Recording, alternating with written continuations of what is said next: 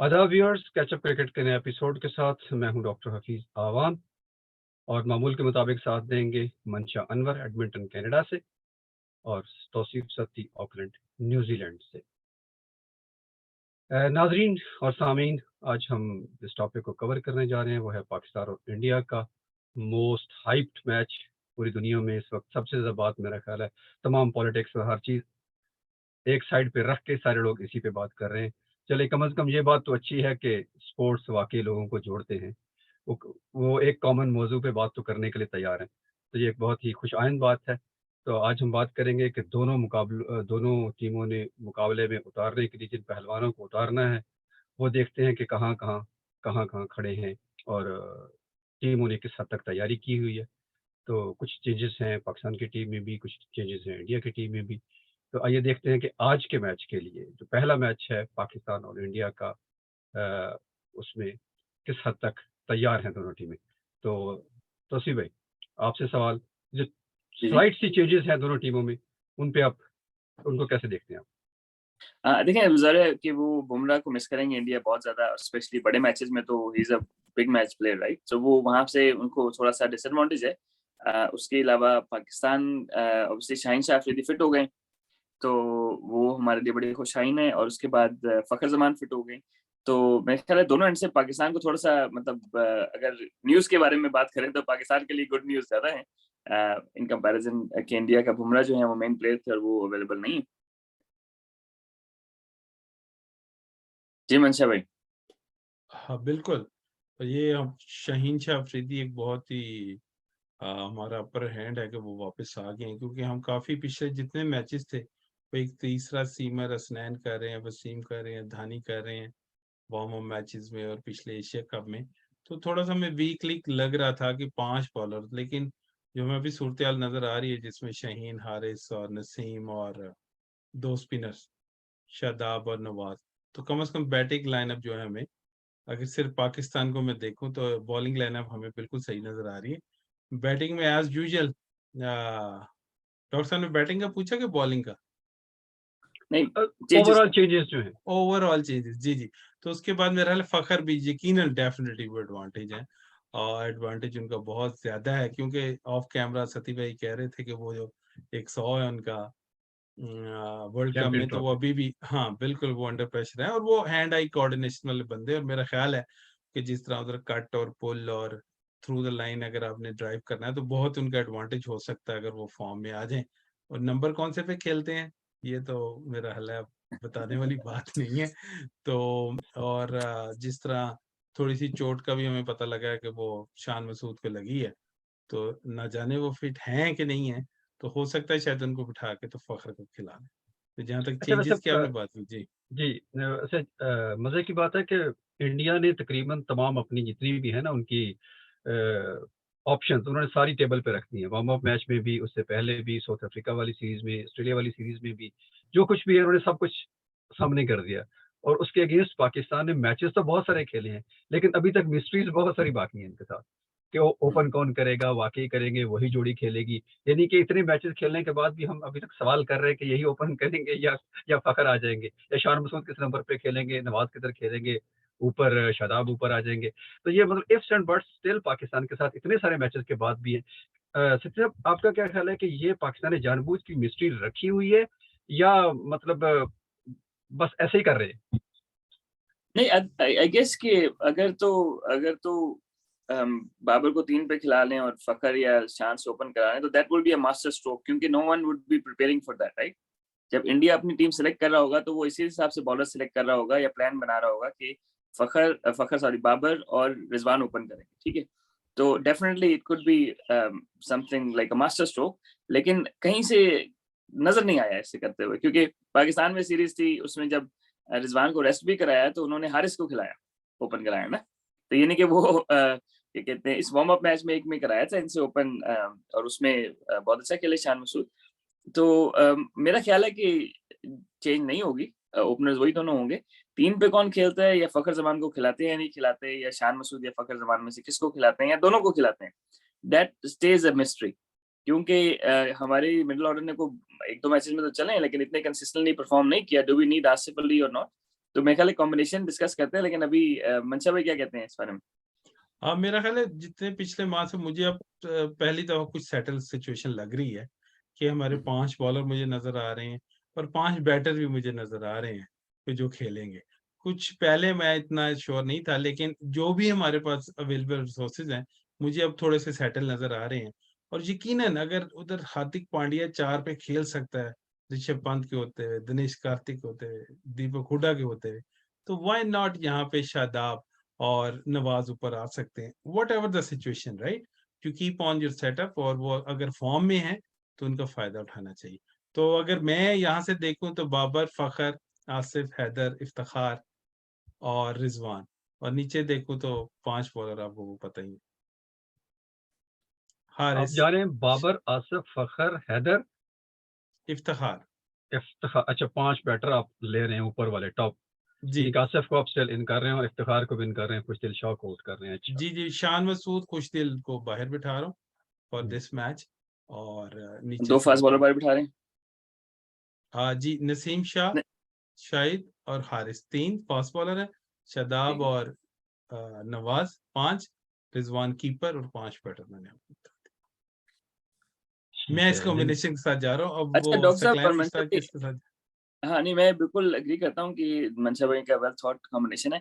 अच्छा, मुझे थोड़ा सा ये है कि एक तो ग्राउंड भी बड़ा है, दूसरा ये कि अगर हम शादाब और नवाज हमारी स्पिन बॉलिंग ऑप्शंस हैं और दोनों ऑब्वियसली अंदर लाते हैं नेचुरली लेफ्ट हैंडर्स को, तो उससे फिर इंडिया के कॉम्बिनेशन में फर्क पड़ सकता है। सेकेंडली ये कि आई थिंक पाकिस्तान को जो है ना वो 4 फास्ट बॉलर से जाना चाहिए, रिस्क ले लेना चाहिए। और क्योंकि 4 फास्ट बॉलर से आपने 16 रन नहीं कराने, लेकिन अगर तो कहीं गेंद को कैरी मिल रहा है, ठीक है, तो आप जहाँ पे 12 ओवर कराने, तो वहाँ 14 ओवर करा लेना फास्ट बॉलर से, ठीक है। तो तब पाकिस्तान का जो है ना वो, क्योंकि इंडिया नो डाउट स्पिनर्स को अच्छा खेलते हैं, फास्ट बॉलर्स को भी अच्छा खेलते हैं, लेकिन there is always a surprise factor ना। तो मेरी ओपिनियन ये है कि जो कंडीशंस लग रही हैं, ओवरकास्ट कंडीशंस लग रही हैं, तो it won't harm to carry a 4th fast bowler, making sure कि वो हमारे फास्ट बॉलर्स क्या कहते हैं 12 की जगह 14 ओवर करा लेंगे। और हो सकता है कि क्या कहते हैं स्पिनर्स जो हैं, क्योंकि हमारे दोनों स्पिनर्स बारी करते हैं ना, तो that gives you leverage of using another fast bowler. क्योंकि हम 8वें नंबर पे आसिफ अली को खिला रहे हैं या रिजवान को, शादाब को खिला रहे हैं या नवाज को खिला रहे हैं, तो बजाय इसके उनको 8वें पे खिलाएं, 8वें पे वसीम को खिला दें, although he is not a genuine allrounder. लेकिन मेरा ख्याल है कि ये शायद जहाँ पे अगर सपोर्ट कर रहे हो फास्ट बॉलर्स को, तो हमें 4 खिला लेने चाहिए। 4 ओवर पूरे बेशक ना कराएं, लेकिन मेरी इंडिया को अगर अपसेट करना है तो that could be a master stroke मेरे हिसाब से। यानी कि आप मोहम्मद वसीम को इन कर रहे हैं।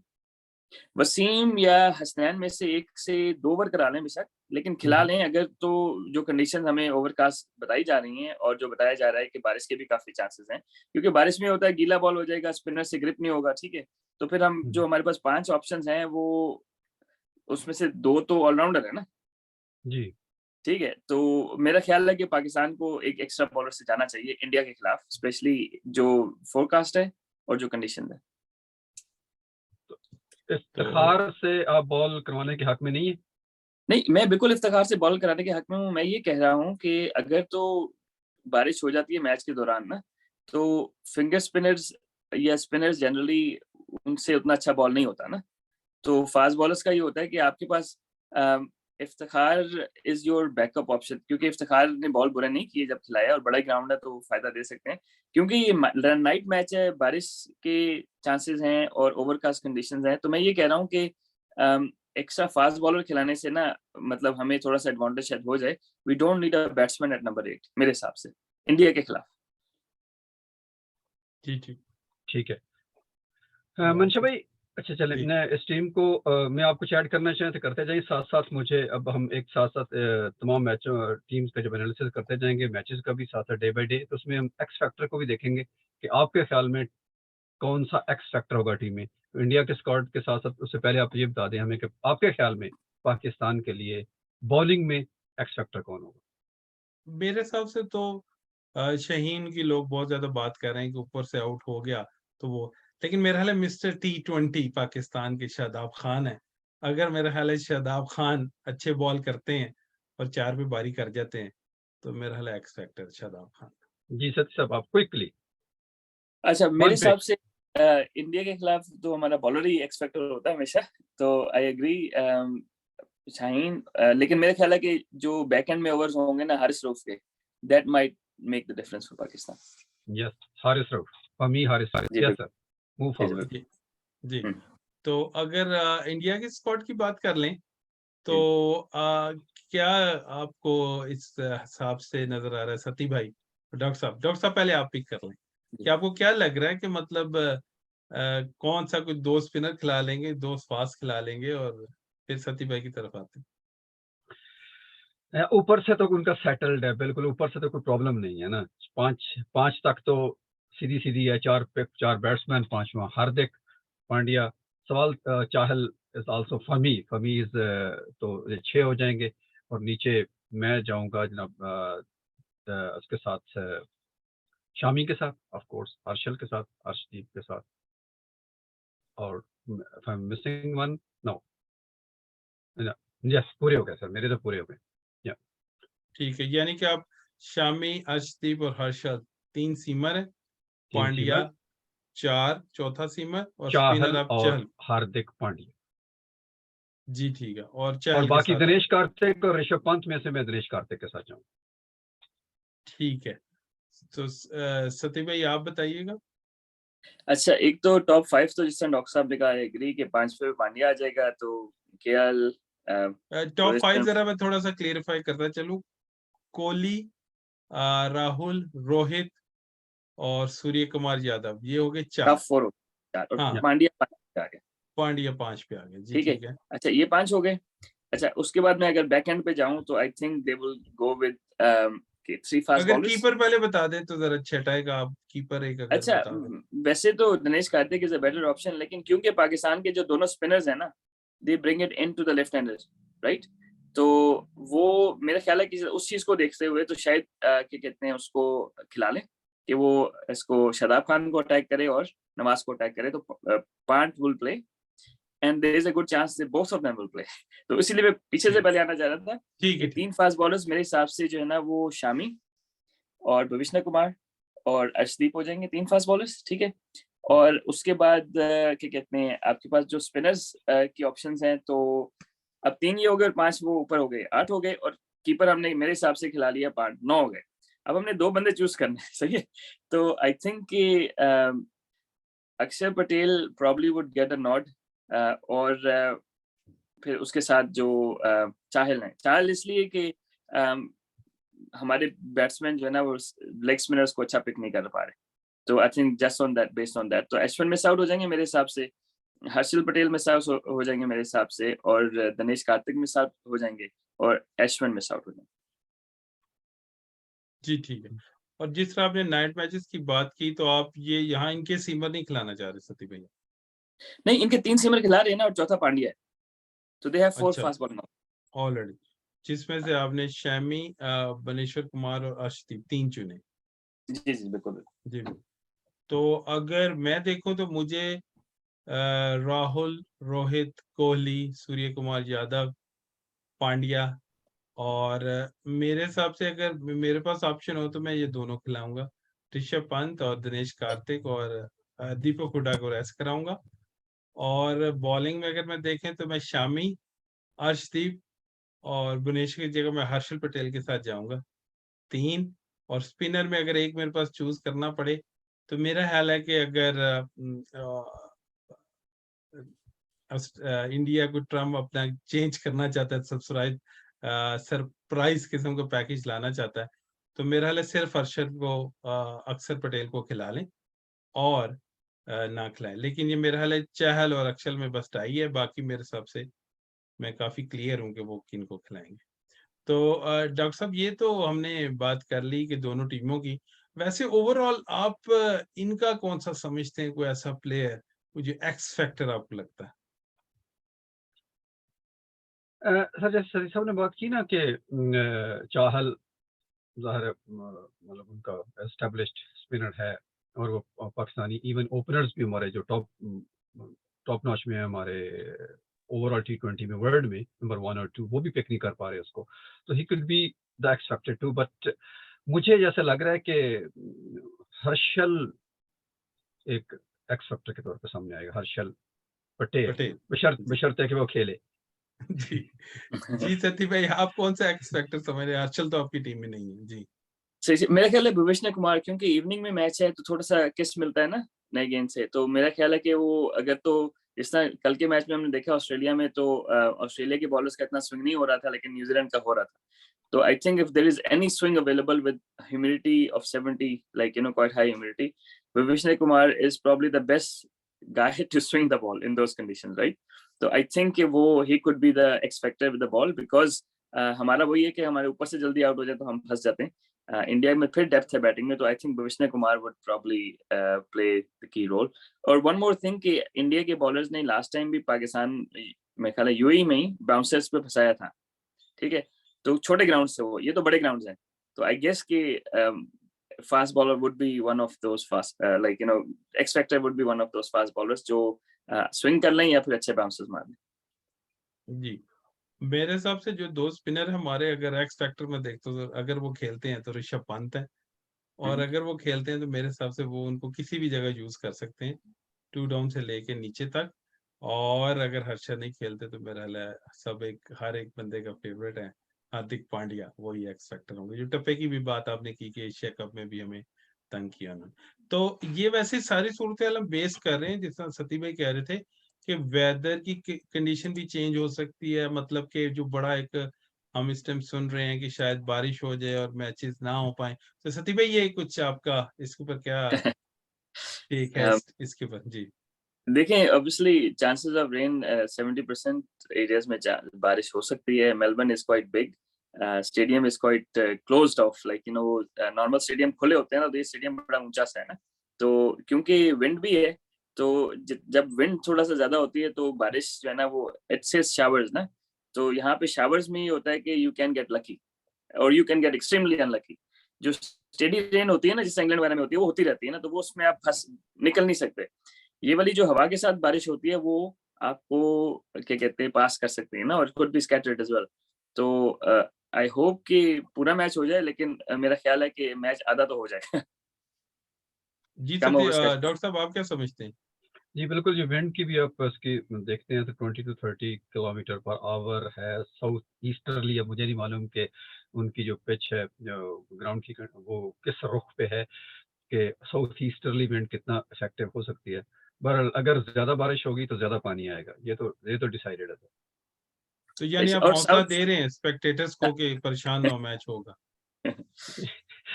नहीं, मेरा ख्याल है मैच जरूर होगा किसी न किसी हद तक, क्योंकि मिनिमम 5 ओवर का मैच हो सकता है, तो इतना तो हो जाएगा, इतना तो हो और जाएगा। लग रहा है कि इतना हो जाएगा। फिर वही जो सच ने कहा कि मेलबर्न जो कि बहुत बड़ा है, तो 70% चांसेस ऑफ रेन नहीं है, बल्कि 70% of area of Melbourne is being covered by the rain if happen. Right sir, सब यही बात। हाँ जी बिल्कुल। दूसरा ये कि जो विंड है सडनली जो है ना वो थोड़ी कोल्ड विंड होती है ना। कोल्ड मींस के जो अंटार्कटिका या साउथ पोल से आती है, ठीक है? तो उसमें एक और वो है कि स्पिनर्स के लिए थोड़ा सा बात कर बॉल करना जरा उसमें मुश्किल हो जाता है ना मेरे हिसाब से। तो वो जो एक fast bowler with the wind आ रहा होता है, उसको थोड़ा एडवांटेज नहीं होता कि उसकी बॉल और अब मुझे नहीं पता कि उनके स्टेडियम के हिसाब से किस एंगल से आ रही है ना हवा। जी जी। तो और और ये ये जो स्टेडियम है ना मनशा भाई, मैं इत्तेफाक से वो बॉक्सिंग का टेस्ट मैच पाकिस्तान का देखने गया था, तो ये इस वाह, तरह है जिस तरह मौत के कुएं में नहीं नीचे मैच आप देख रहे होते हैं, मेरी कोई पीछे ऊपर करके सीट मिली, तो stadium is quite high from the G sides. तो आई जी। थिंक वो जो उस तरह ना, मतलब जो हम विंड की बात कर रहे हैं, तो stadium might not be affected that much with the wind, क्योंकि वो साइडों से बहुत ऊंचा है ना। अच्छा, और दूसरी बात ये मेरा ख्याल है डॉक्टर साहब थोड़ा सा क्लियरिफाई करता है, जो सती भाई ने कहा कि चांसेस ऑफ शावर्स हैं, not the 70% area will be covered. ये जो चांस ऑफ शावर है यानी कि स्टेडी रेन नहीं होगी, जिस तरह हम कहते हैं ना कि हमारे इधर जुमेरात में बारिश शुरू होगी तो अगली जुमेरात तक चलेगी, थर्सडे में शुरू होगी तो थर्सडे तक, मतलब वो एक स्टेडी रेन वो जो कह रहे हैं इंग्लैंड में नहीं, तो वो मेरा ख्याल है चांसेस है कि स्मॉल छोटे छोटे शावर्स हो सकते हैं, तो वो उस टाइम जो 3 घंटे 3.5 घंटे उसको टोटल इफेक्ट भी कर सकते हैं, और हो समझता है कि उसके आगे पीछे और मैच पूरा हो जाए। क्यों सती भाई? हाँ बिल्कुल। और देखें रेनफॉल, पॉसिबल रेनफॉल देखें ना 2 to 5 mm में, 2 mm is not a lot, right? और बिकॉज इट इज शावर्स, तो शावर्स में होता है वो एक ही इकट्ठी रेन हो जाती है। और आजकल जो ज्यादातर ग्राउंड्स हैं वो सैंड बेस्ड हैं, तो सैंड बेस्ड ग्राउंड में ये आपको एडवांटेज होता है कि जितनी भी बारिश हो जाए पानी नीचे चला जाता है, समझ जी रहे हैं? तो वो इतना ज्यादा तंग नहीं करता। और बड़ी डिस्कशन हो रही है कि शॉट अगर हो जाते हैं, ओवर कम हो जाते हैं, तो किसको एडवांटेज होगा? अगर मेरे से जी पूछते हैं तो मेरा ख्याल है पाकिस्तान को, इतना छोटा गेम हो, पाकिस्तान को एडवांटेज है। डॉक्टर साहब की क्या राय हो?